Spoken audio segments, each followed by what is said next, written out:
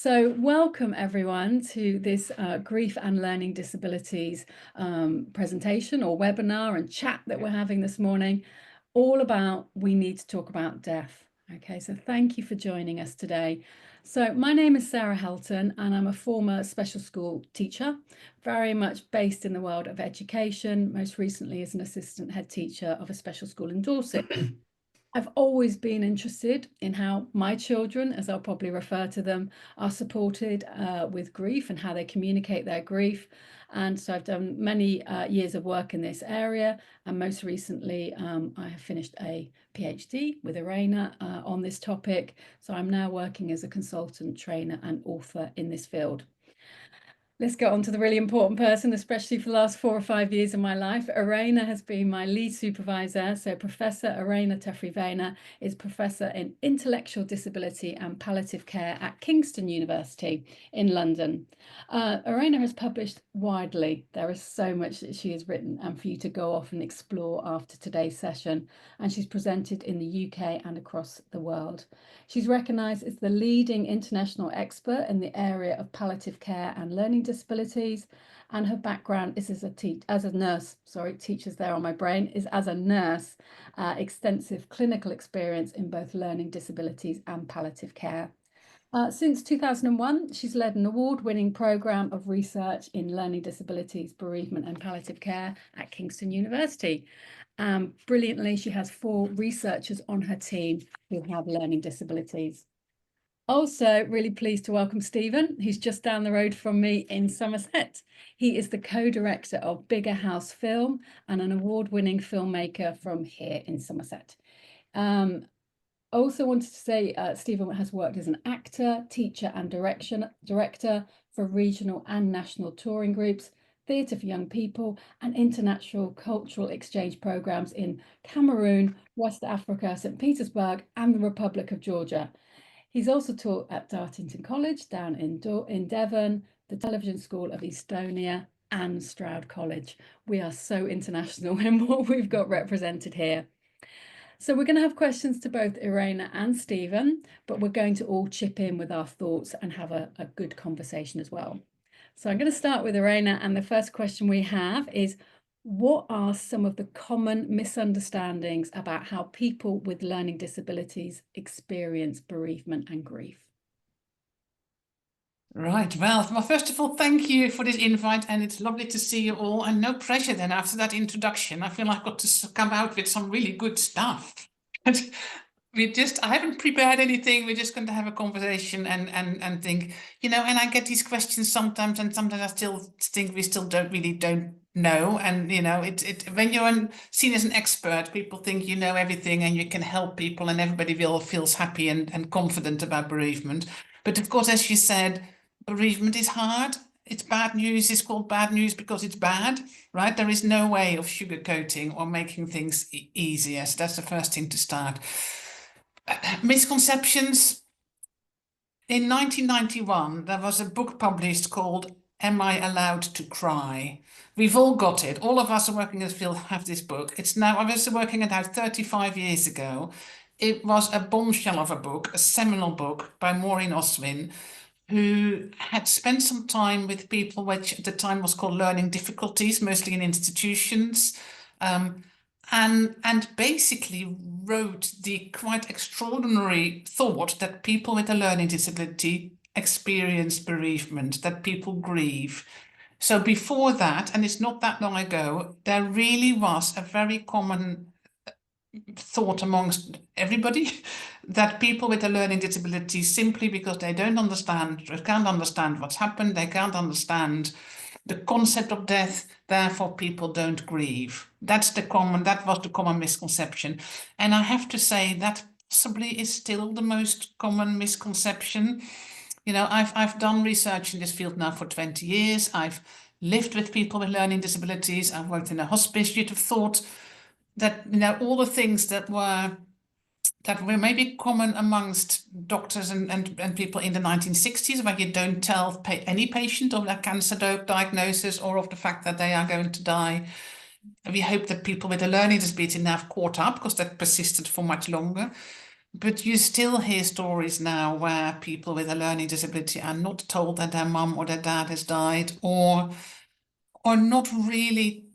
Maybe mum and dad is less common now, but certainly if you live in a group home or in a or go to a day centre, or I'm sure you have it the same in schools, Sarah, when children, children die in special needs school, people have a lot of experience of suddenly somebody not being there anymore. It's still common that people think, well, they won't understand, so they won't miss the person because they can't understand, or not so long ago, I went to a group home where people lived together for decades, quite profound disabilities, and somebody died, and people thought, well, they didn't really like each other anyway, they won't miss him. And it wasn't talked about. So I think that's the most common misconception, that people don't grieve. The other one may be that people's grief is so overwhelming that they and you will not be able to cope with it. So being concerned and worried about starting to talk about it, or to go there to the grief, thinking I'm going to open floodgates and gosh, there's going to be so much coming out. It's not containable. And I'm sorry, I'm going to go off piece with a question. Do you think that has more to do with, we always get presented to us the barriers that the people have with learning disabilities? Well, they can't communicate, they can't talk about it in the same way as us. But is that the real barrier, or is it the barrier of the adults around them that is like, oh, I can't contain this, I don't know how to talk about it? Yes, very much so. Very much so. I mean, I think clearly there are many, as in the general population, there are many people who do not want to talk about death and dying. It doesn't mean but the main barrier is probably not knowing how to. And it's interesting because I've been a hospice nurse, right? And I've done presentations with my colleague Amanda, who has a learning disability, right? Who has experience of her mum died when she was in her teens. But what we also talk about is how she had a cancer diagnosis when she was in her 30s. And she says, she got better because the doctor told her, if you don't have the treatment, you are going to be dead. And it's very stark. And I can see even in a room full of palliative care professionals to go, that's quite stark. But that's the language. So we don't, even as within palliative care, in hospices, we don't very often be that clear with our language about you are going to be dead, you're going to die. And that is the clarity that people need. So you can't use euphemisms. You can't sort of beat about the bush. You've got to say what it is. And what it is not nice, right? It is not nice, but it's clear. That leads on brilliantly to the second question that we have, which is, what is your key advice for supporting people with learning disabilities around these topics? Yeah. Stephen, I did you want think to say something as well? Sorry. you're on mute. I thought Stephen was coming in with a point as well there. Yeah, okay. So yeah, what would your advice be, Irene? So I think all I can say is my key advice would be to really be open and involve people right from the start, so that, so if a parent is diagnosed with an illness they're going to die from, say is a parent is under hospice care, say, or has cancer, whatever it might be, it's often the person with a learning disability is often the only person in the family who doesn't see it coming, because they haven't, everybody else, and it's possibly because even if you say mom has got cancer, right, and there's no more treatment, everybody else will understand what that means. They will understand, actually, oh dear, that is bad news for them. But if you don't know what cancer is, and if you don't know that no more treatment means at the end you're going to die of this, then that's not such bad, that's just a bit of information. So you need to be so therefore it's often, and sometimes people are actively protected, why worry them and distress them? And then you can see where that's coming from. But the effect of that is that if the parent does die, which they do in the end, the person will die. For the person with a learning disability who hasn't been involved in seeing that coming, that is experienced as a sudden, unexpected death. And sudden deaths are much more difficult to cope with, right? There's much higher chance of having complicated bereavement if the death is sudden and unexpected. So a traumatic sudden accident, for example, if somebody dies suddenly, is much more difficult. So I would say, involve people from the beginning. So when mum is going into hospital, get the person to visit. You might not need to say she's going to be dead, yeah, No, but because she's not going to be dead for a long time, palliative care is all about living, isn't it? But be absolutely. clear about what's happening. She's in bed, she can't get up. And she will not get up again because she's too weak to get up. That kind of, just talk people through the practicalities is one thing. And the other thing I would say is to prepare for that, which will come to all of us. And people with a learning disability have a lot of experience, often already more than young people without a learning disability. They may well have seen friends die, which most of young people haven't. So I would say sort of make death and dying part of everyday conversation, right?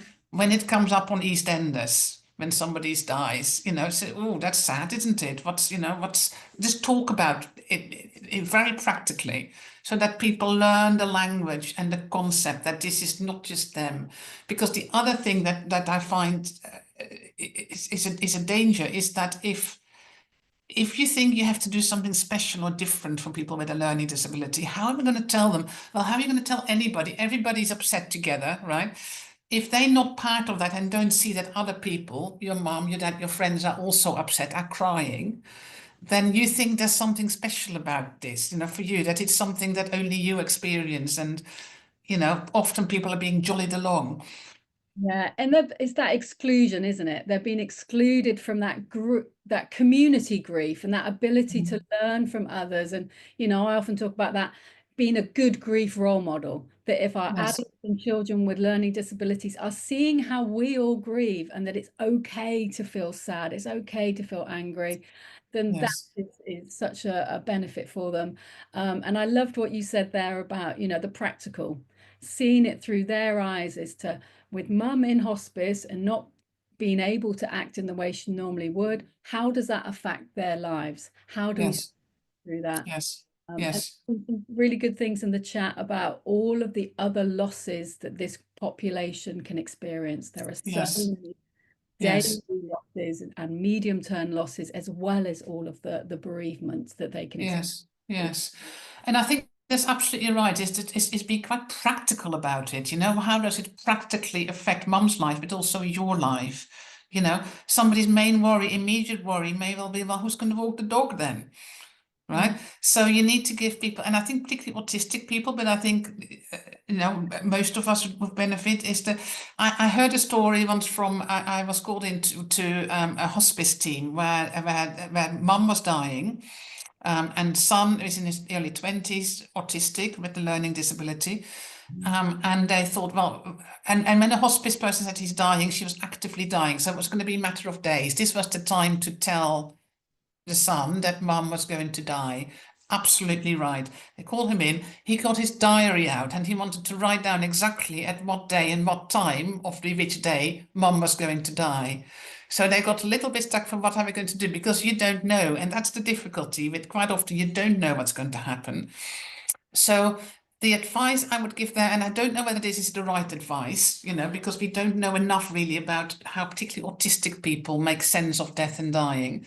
But I think people are really helped by having a script, by knowing what will happen. So, I would say, well, we don't know what time and what day mum will die, but when she does die, what will happen is a nurse will call you and you will come into the hospice, and a nurse will go into the hospital in the room, and there will mum be on the bed. She will be dead. She'll be a little bit cold, all this. Just talk somebody to a script so that you know, and it's an upsetting script, but it means that when it does happen, it isn't all unexpected. And, there's something to hold on to because you've seen this before or you've heard about it. And this is why looking at EastEnders, at storytelling of, books where other people have died, that's helpful because there is a script somewhere. Yeah, it's interesting. Joanne has just popped on the chat about social stories, which, as you were talking Absolutely.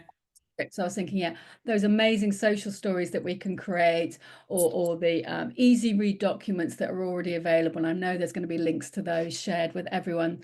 Yeah. That allows us to have that starting point of a script that we can then adapt to the specifics of Yeah. the situation. Yeah. So books beyond words, when Dad died and when Mum died.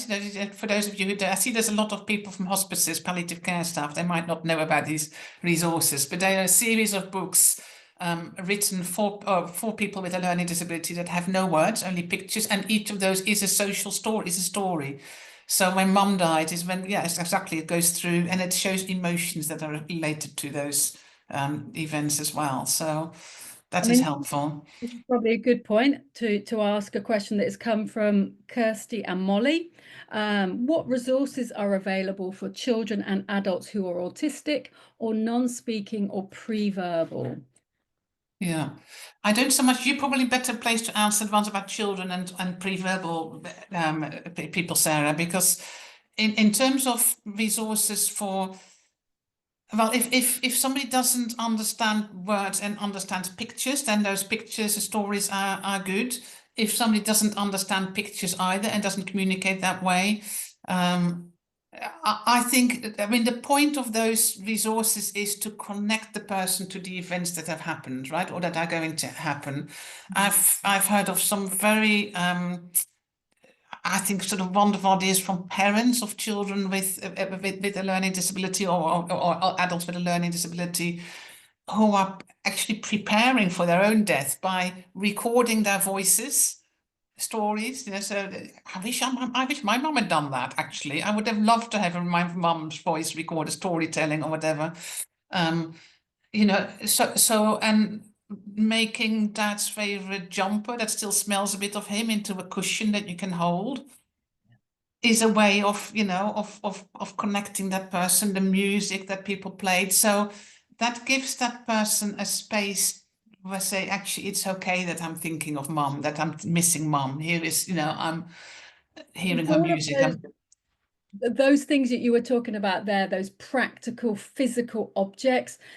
Too often, this population that we're talking about doesn't get acknowledged as being mourners.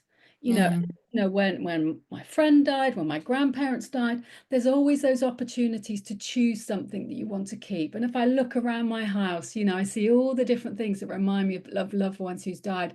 And it's making sure that our individuals with learning disabilities have those opportunities as well, because there can be great yes. comfort and connection with those objects. So I Yeah. definitely say that in answer to the previous question. I also just wanted to say, sorry to take over, Irena, but you know, if the young person or the adult doesn't use so much verbal language, how do they communicate? We need to meet them where they're at with their level of understanding and their level of communication.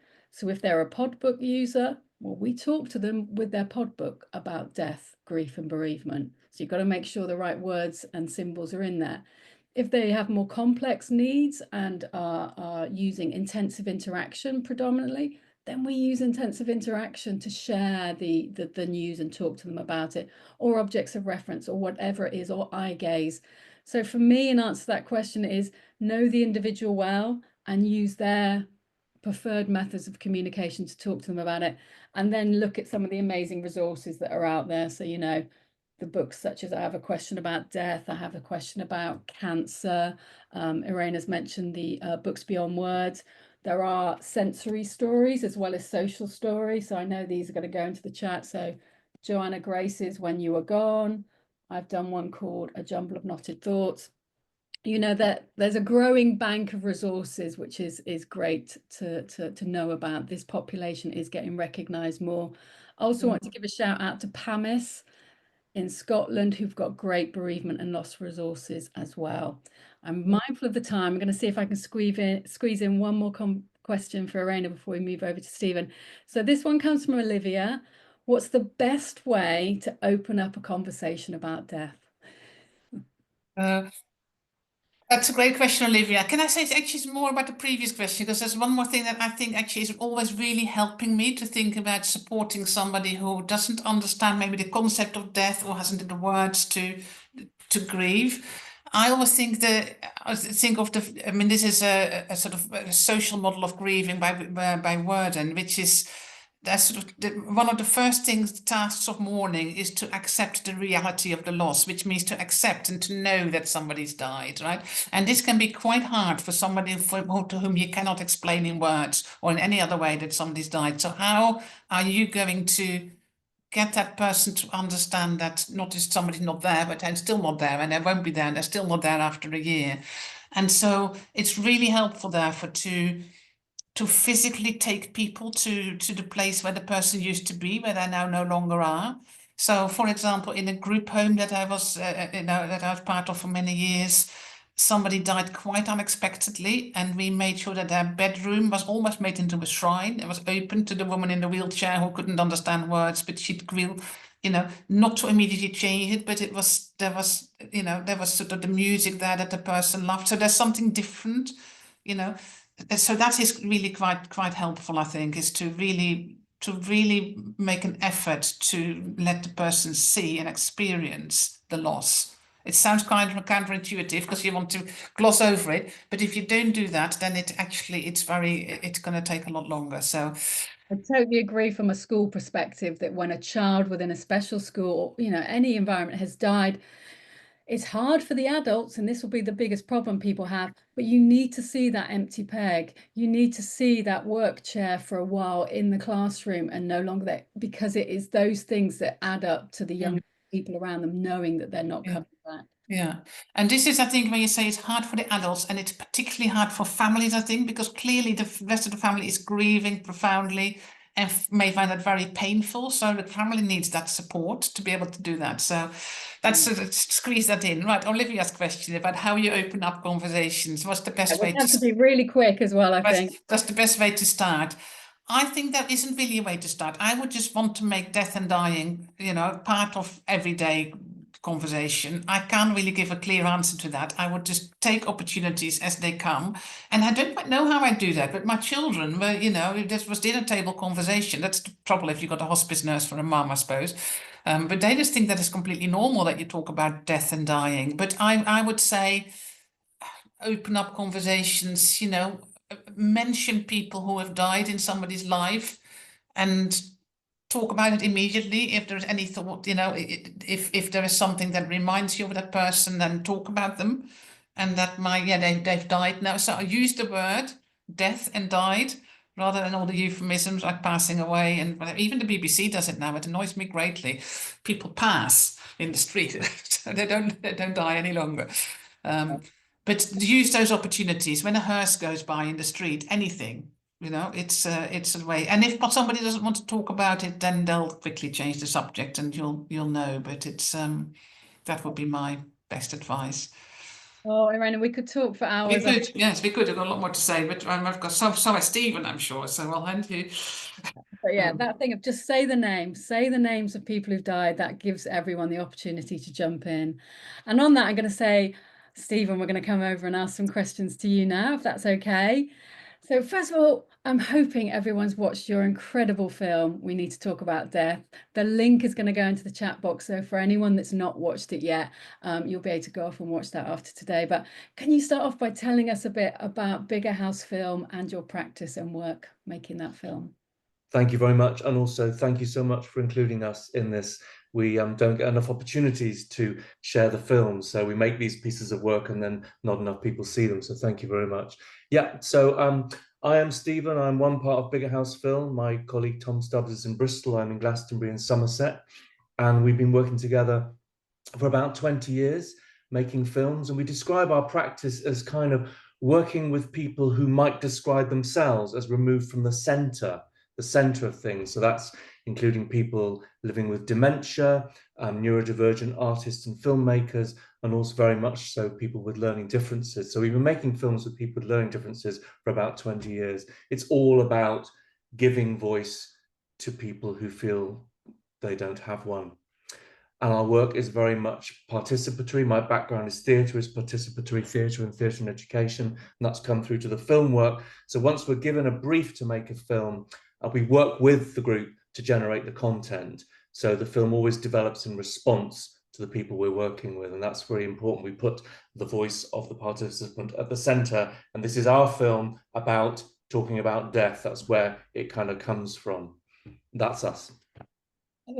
It's an amazing film, and it's certainly one I'm going to be referencing so much in the training that I deliver, because it's that first-hand conversations about it from learning disabilities. So how easy was it to start that film and get them talking about it? That's a good question. I mean, it was commissioned by the NHS as a part of a whole report around death and dying in that community. So we just had a report basically, and that's all we had to start off with to approach this content. So how easy was it? It was very, very difficult, but a very slow and very gentle process. So before we even started filming, we had days and days of workshops with the participants. Some of them, two of the people in the film I knew before. So it's a 16-minute film, basically, if people don't know this, if they haven't watched it. Two of the people I worked with before, so that was really helpful. The others, it was very kind of tentative. And we just started off with just the premise that we wanted to make a film that would just at least start the conversation. You know, could it pave the way for someone after they've watched it to go, what do you think about that? That's what I thought the job of the film could do. And it's really important when you make a film to know what its job is and not to make that too big. I think when I first started, I thought, this is an enormous subject. How are we going to do this properly? So I just dived into, I devised a series of questions like, why don't people like talking about death and dying? What are other words for death? Tell us about someone you know who's died. What do you think happens to you when you die? How would you like to be remembered? So all these kind of key, quite simple questions, but they had to be condensed down to that, were the starting point for the workshops with the 6 people.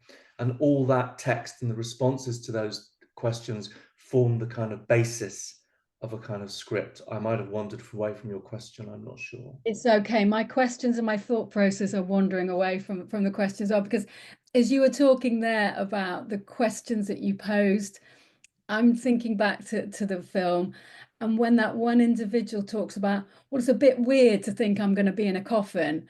And we've all thought that, but how often do we articulate that? And I just thought that was such a refreshing thing to hear.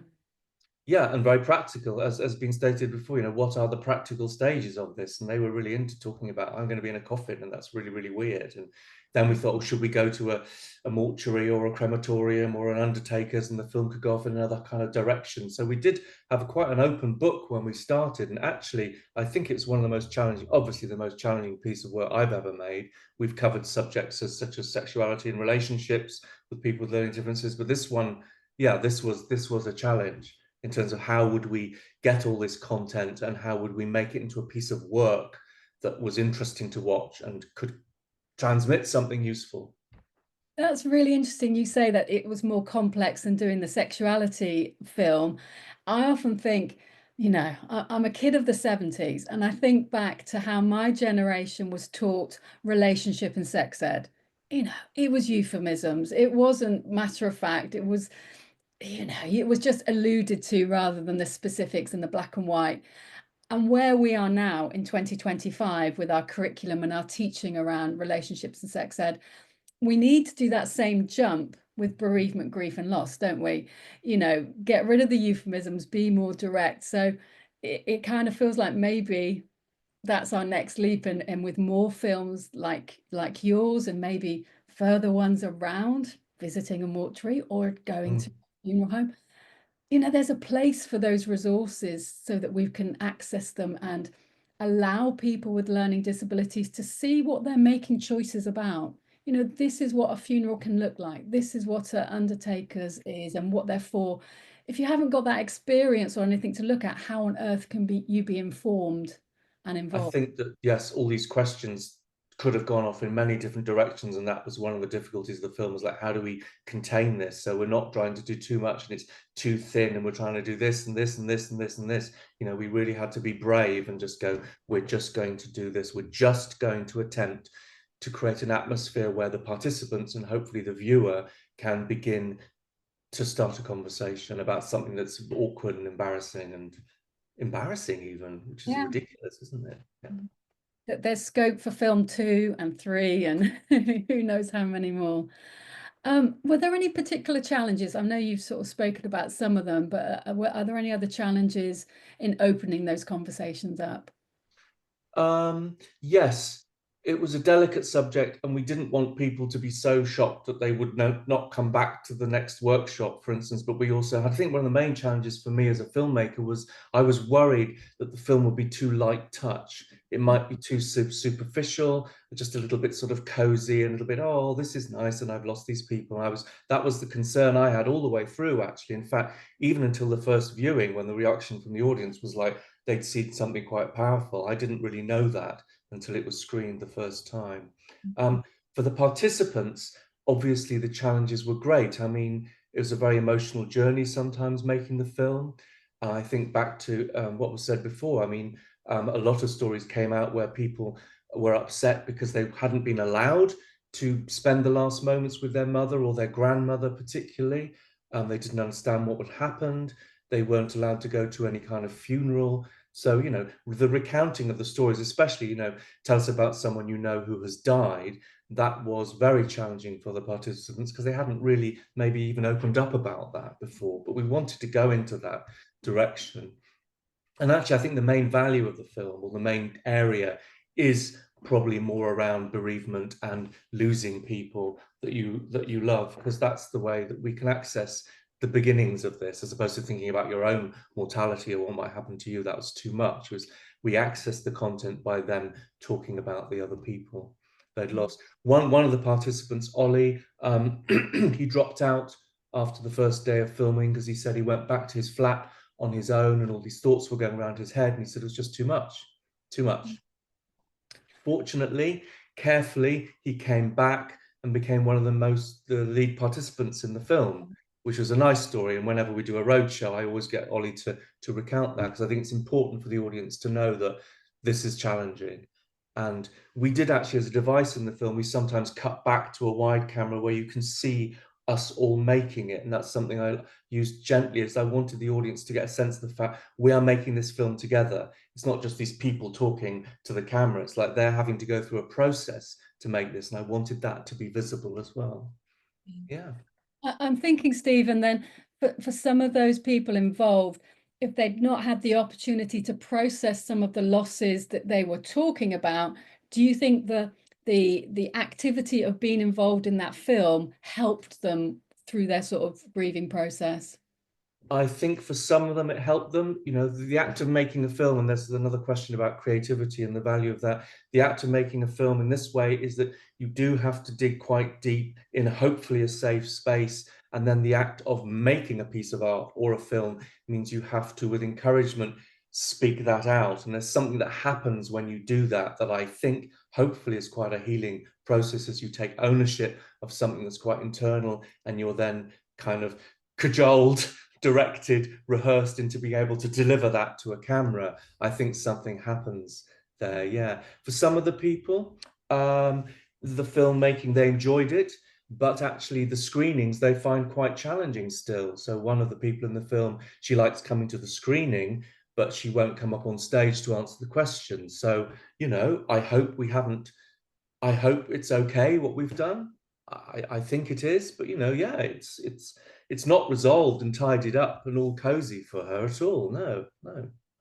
But as part of being involved, hopefully they've realized that, you know, this is something that's not tied up for any of us. You know, it's ongoing, and there will be other losses that they're going to experience, and hopefully this will help prepare them with those future Yeah, and I think you made me think of another thing, is that very much the filmmaking process is a collaborative process where we create a group, a little mini community for the duration of the shoot. And I think that feeling of kind of making that journey with people and talking with people about it is really, really important. It's not just an individual thing, it's an individual loss. But if we feel we're a part of something, whether it's a film or whatever, I think it makes it a little bit easier, hopefully. Were there any times in the development of the workshops and the filming that you were doing where there were quite strong emotions, and did you have to sort of debate how much you put into the film? You know, Yeah, and in fact, I should have mentioned that through the filming process, an outside person came in, came in to kind of, without me there, to kind of get from people how they were getting on with the process. We were really concerned that we weren't just like bombarding, because when you're filming, it's quite a kind of, once you've done the devising process, which is nice and safe, when you come to shoot something, especially to camera, it's quite demanding. So yeah, a couple of people had to leave the room, but I tried really hard to slow down and just say that was a fine, and that was part of the process. And I think that's even included in the film, actually, where we state that as the kind of, yeah. Don't know if I've answered your question there. No, you have brilliantly. And, you know, obviously they've all been involved in a very creative process and a collaborative creative process. How do you think more widely that creativity can support these conversations about death and grief with individuals who've got learning disabilities? Well, I might have answered the question already. I mean, I thought about this one quite a lot, just from a filmmaking point of view. I think that idea of making a piece of art or making a piece of work where you take something that's internal and hopefully through a good process, you then are able to put it out. I think something happens when you do that, and that is a creative process, and they're part of that. And the people making the film could see that that was what was happening when they were working. It was a delicate process, yeah. But I think, yeah, this whole idea of art or making work that gets internal and is able to, you put it out on a screen, you're putting it out outside of yourself, you're externalizing it at that point. What happens then, I think, is healing, actually. And yeah, the making of this film would have been just as interesting, because actually the process they went through to the screenings, and now they're all on stage with mics talking about making the film to 300 people. I mean, that's not nothing, actually. You know, you sort of take it for granted when you see them on stage, but a year earlier they were in a room going, I don't know what we're doing. And I think that's what I love about the creative process. I think if you do it right with a group of people, it's incredibly empowering. Mm-hmm. And you know, how you've used film, you know, other smaller group projects could use art, could use music, could use dance. You know, there are so many creative ways that we can explore grief. And I think from my experience with children with learning disabilities, sometimes having that vehicle of the creative arts, it's much more, it's not so face to face, you know, it's not so direct.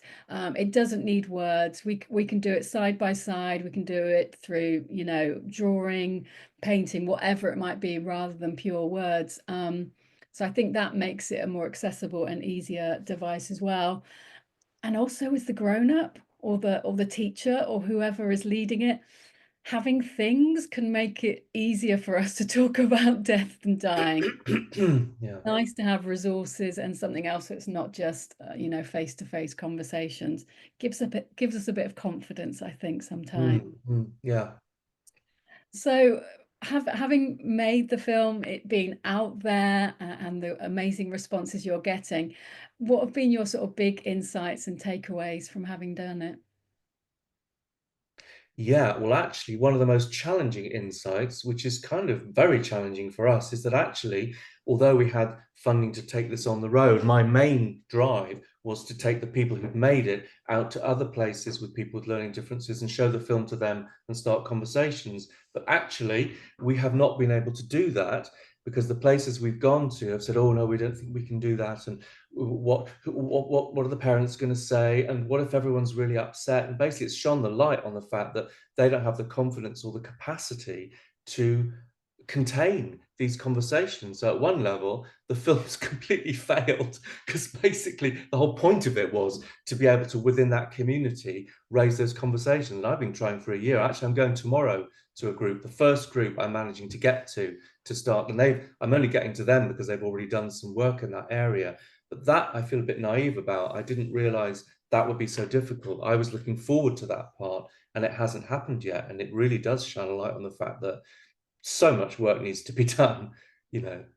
I wonder if it might be useful for Irene to come in here and talk about your experiences, Irene. I'm sitting here nodding vigorously here, Stephen, because that is exactly what we, and come back to how we started. One of the biggest barriers actually is not the people with the learning disabilities themselves, but with those around who find it very difficult.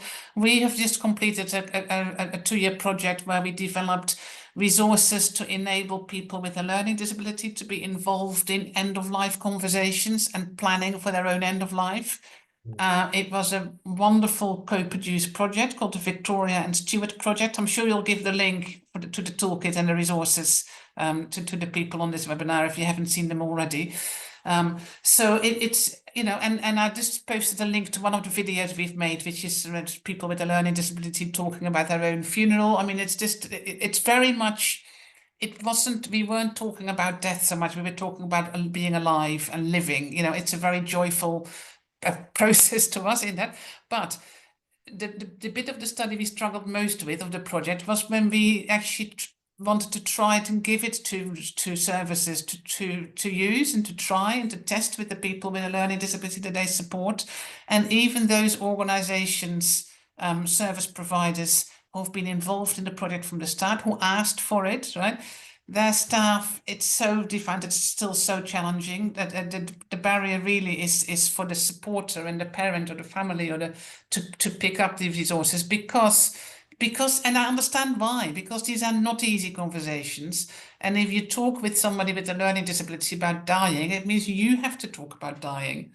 Yeah, because you have to talk together about dying, and that is difficult. People really find that quite understandably very difficult. So I think that's the biggest barrier. I mean, I find trying to get people with a learning disability into our research focus groups, for example, once they're in, they're keen, and it's absolutely, you know, wonderful. And even if people not so keen to talk about death, you know, we have ways of coping with that. So we often in those group conversations, you know, use pictures as etc. We have a big bin on the table so people can put a picture in the bin if they don't want to talk about it, and they do.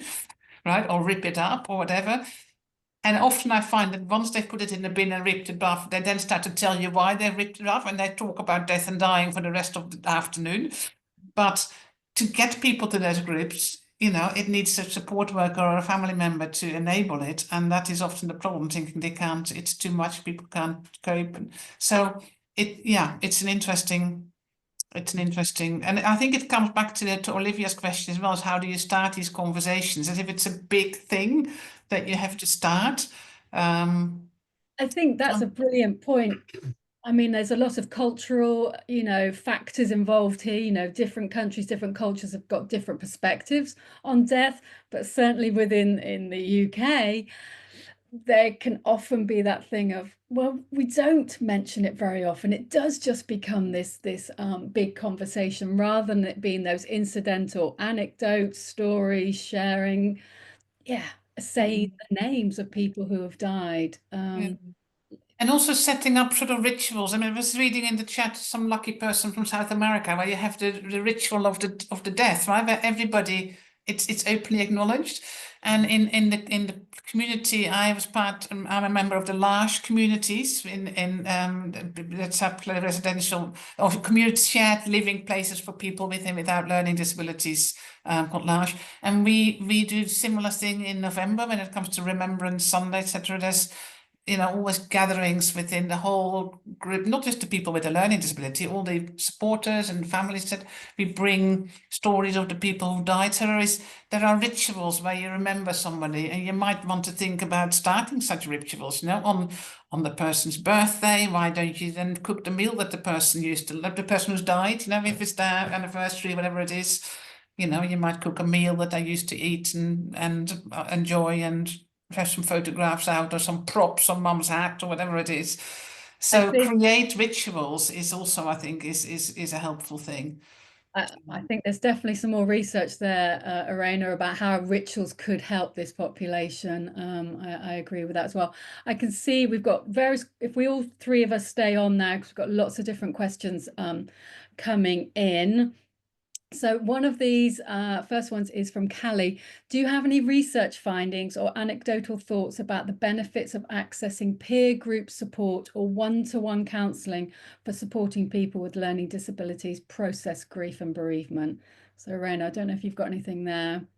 Yeah, no, I've been thinking about this because, of course, every time we start a new study, we need to think, do we do one-to-one interviews or do we do groups, right?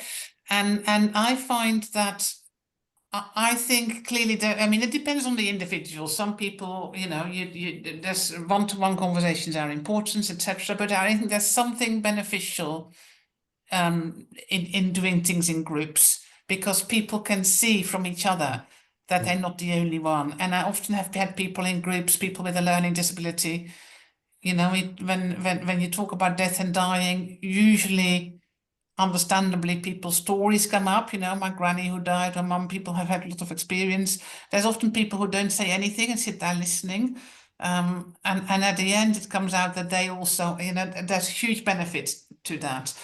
Or the people in the group who as I just said, I've had somebody in a focus group. That was quite interesting. When we started this work around end-of-life care planning, I was most keen to get the people in the study who do not want to do it, because they are probably most representative of all of us. I mean, how many of us have an end-of-life care plan, right? So you want, and it's difficult, because if you come to a group that you know is going to talk about dying, you're already selected yourself, right? But we did have some people in the group who really did not want to talk about death and dying, but didn't want to miss out on the group because it seemed like a nice group, right? So they came to the group. And really were on the periphery, and sometimes I said almost made it completely fine to completely go, to leave, but people did not want to leave. And I think there was a huge benefit to people hearing from each other, you know. Or when we did work on, you know, a lot of people, when you think about funeral planning, think end of life planning, think about funerals, you know. Those of us who are palliative care, hospice staff, we think about the months before death, but often the people think about the months after death. So funerals was a big thing. And people get inspired by hearing each other's experiences and stories and ideas. Oh, a blue coffin. Well, yeah, that's how to know. Yeah. You know, with my favorite cartoon character painted onto it. Why not? But, so it's that kind of, and you have questions that you can share together as well. You know, that people. So I think there is a benefit to doing things in a group, simply because it shows you that you're not alone. You know, I often start groups with, you know, we have the hat game, the famous hat game, where you put on your hat and I often start as to put on your hat if you've ever been to a funeral. Yeah. And then you can see around the room that everybody has their hat on, because everybody's been to a funeral. Everybody knows people who've died. And so suddenly you're not alone with that really hard experience. I think On that's, on that yeah, topic of funerals, I, as a teacher, would often get that question of, should my son or daughter attend this funeral? And I think what sometimes we get into an all or nothing thing, should they or shouldn't they? And for me, it is about making sure the child knows what that day involves and all the elements of it, and then allowing them to choose. You know, yes, so yes, I use toys. You know, I use toys for them to be able to explore. You know, what is a coffin? What does sitting in a you know, at a funeral mean?